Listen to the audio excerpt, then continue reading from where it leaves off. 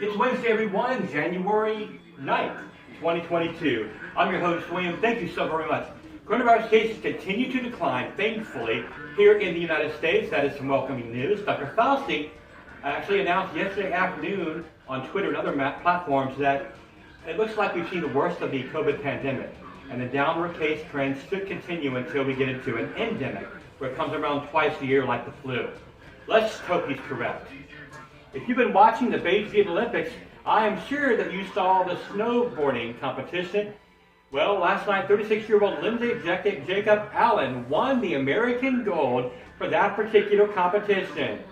And that's a big win for her. Congratulations. Now, the games will continue to air for the next few weeks or so at 8 p.m. Eastern on NBC and all day streaming on the Peacock on the internet.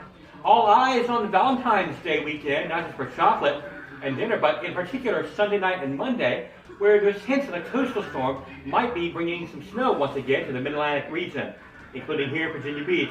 But the Euro model is only showing maybe a dusting at most of snow for here at Virginia Beach, but the GFS model is showing possibly 2 to 3 inches, a little more.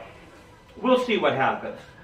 Other news now, Dollywood in Pigeon Forge, Tennessee, has announced this morning, get this, they're going to pay the full tuition and book fees for any of their thousands of employees who want to further their college education or community college education.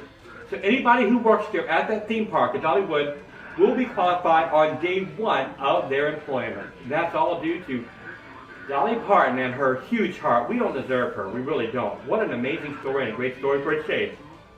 Speaking of Dolly Parton, reports have stated this morning she is pleading with Taco Bell to please bring back their amazing Mexican pizza. You guys remember that? Maybe not.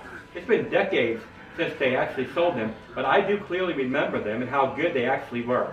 And a 12-year-old Black Lives Matter supporter was initially disqualified at a YMCA swim meet for wearing a BLM bathing suit, but she was then reinstated. What do you guys think about that? You're all caught up on the news. Happy Wednesday.